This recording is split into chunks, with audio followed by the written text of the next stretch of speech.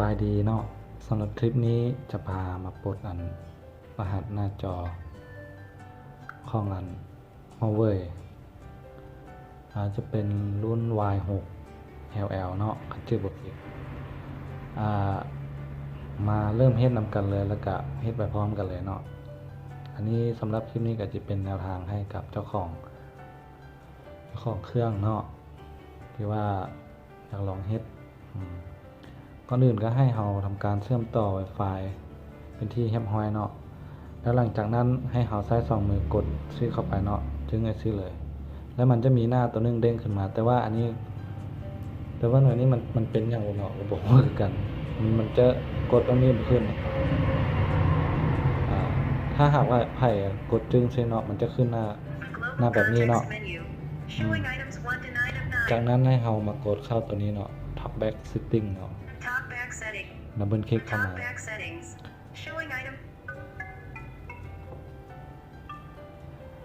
จะเข้ามาแนวนี้ปุ๊บเนาะให้เรากดปุ่มเพิ่มเสียงลดเสียงพร้อมกันเนาะกดจึงเพื่อออกจากโหมด Talkback ตัวนี้เนาะกดโอเคดับเบิลคลิกเนาะนี่มาเข้าตัว Health and Feedback บ่เนาะตัวนี้แต่ว่าอย่าลืมเด้อที่สำคัญอย่าลืมเชื่อมต่อ Wi-Fi จากนั้นเนาะเมื่อกี้ไฟจะหมดเนาะก็เลยได้ซอกสายสะมาสะให้เราเข้าตัวเทิงเลยเนาะ about with นี่เนาะ about switch นี่เนาะหลังจากเข้ามาแล้วมันจะเป็นแบบนี้เนาะให้เรากดเข้าตัวที่ว่า search on Google เนาะ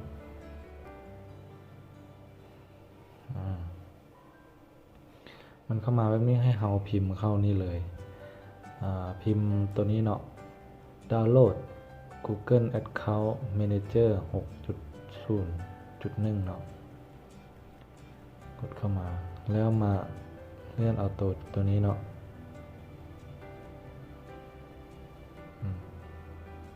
กดเข้าไป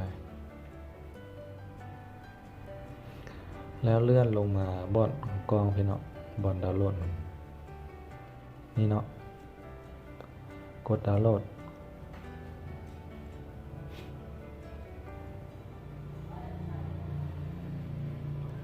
มันจะขึ้นแบบนี้อันนี้แม่นค่อยได้เคยดาวน์โหลดแล้วเนาะถ้าหากไพ่พอเคยดาวน์โหลดมันก็จะขึ้นให้ดาวน์โหลด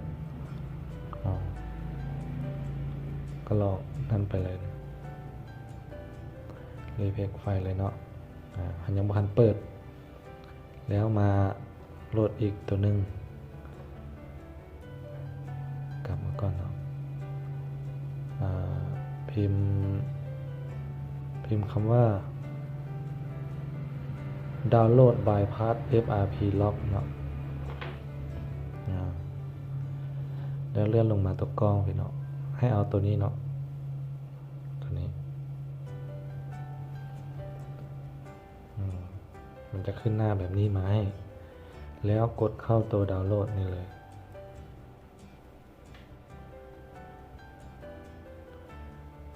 เอาท่าเป็นหนึ่งเนาะ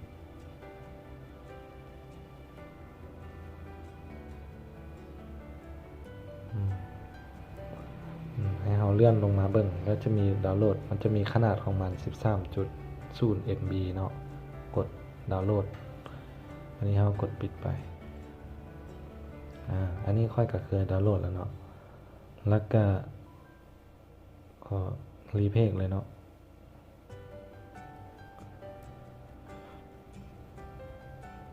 มันก็จะทำการดาวน์โหลดให้เราถ้า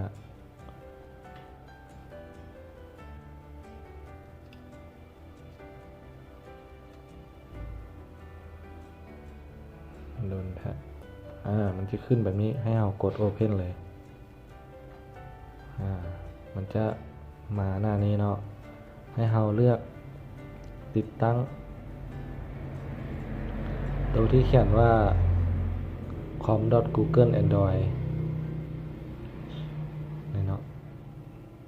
อันนี้ของข้าพเจ้าโหลดหลายตัวมามันจะทำกันแต่ว่าหลักๆมันจะมีแต่ตัว จะมีตัวนี้กับตัว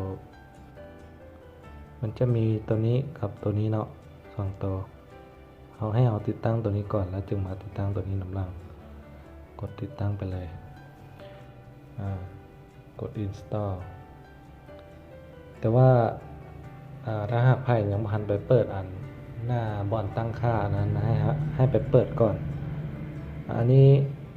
ค่อยไปเปิดมาแล้วเนาะมันก็เลยขึ้นแบบนี้มาให้เลยกดติดตั้ง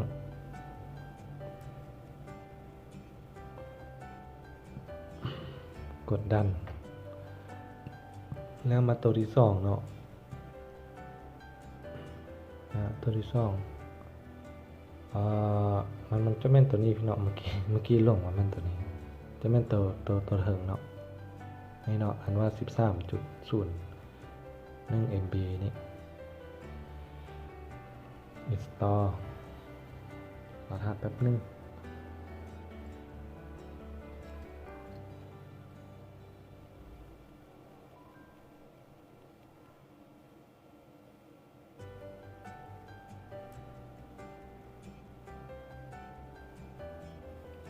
ขึ้นมาให้เรากด Open มันจะขึ้นมาหน้าแบบนี้เนาะให้เรากดที่บอน3จัมป์ให้กดบอนว่า Browser Sign In กดโอเคแล้วอันนี้ให้เราใส่อีเมลที่ว่าเป็น Gmail และแต่ว่าให้มันสามารถให้เข้าอีเมลได้เนาะตัวนี้จะขอใส่อีเมลก่อนเนาะ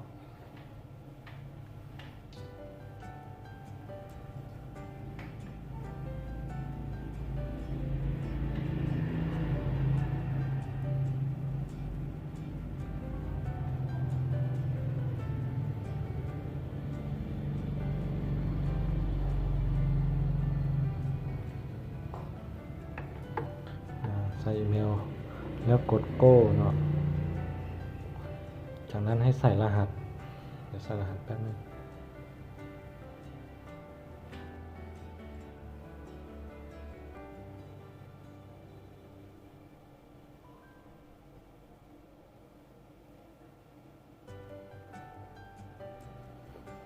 ใส่รหัสแล้วกด Sign In เรารอทำแป๊บนึงมันจะลิงก์มาหน้านี่คืนแล้วให้เรากดกลับเลยเนาะถือว่าขั้นตอนในการ bypass Gmail ก็ถือว่าแล้วเนาะก็ให้เรากดกลับออกไปเลยกลับไปเลยมาหน้าทำอีกเลยแล้วเราทำการ restart เครื่องเนาะ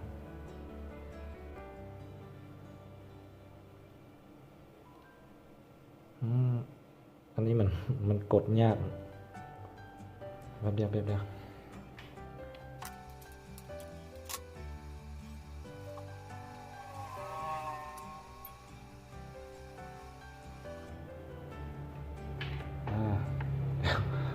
มื่อกี้มัน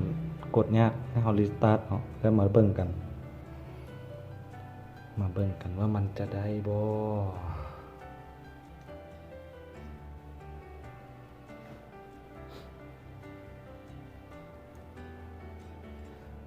ลองเบิ่งกันเลย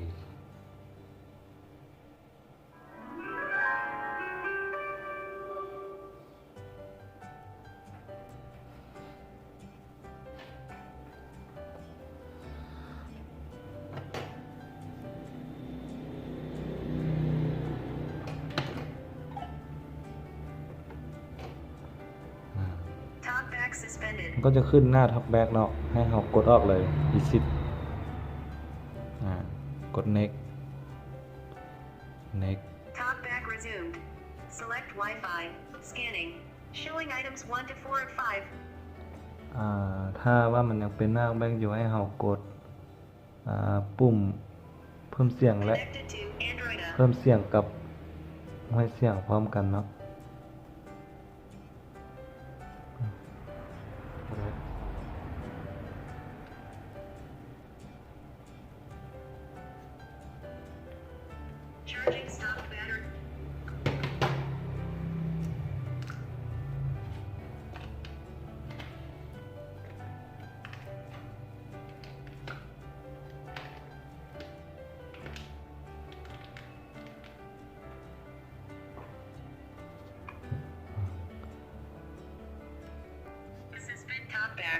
กดพร้อมกันมันจะขึ้นแบบนี้ให้เรากดโอเค OK button. Talk back หรือว่าปิด suspended. กด next ต่อเลย กด agree กด allow กด allow อีกเนาะปุ่มกดเนี่ยแล้วคราวนี้เรากด skip ข้ามเลยปั๊บโอเคอันนี้เราก็บ่ฟ้าวไปสนใจยังหมดเลยเนาะกดเข้าหน้าหลักก่อนเพื่อว่าบ่ให้วิดีโอมันยาวถือว่าเรียบร้อยเนาะเรียบร้อยหรือว่าการบายพาสก็โอเคจบถ้าหากใครบ่เข้าใจบ่ได้ก็ลองคอมเมนต์เนาะคอมเมนต์ถามก็ได้เดี๋ยวจะตอบให้ขอบใจ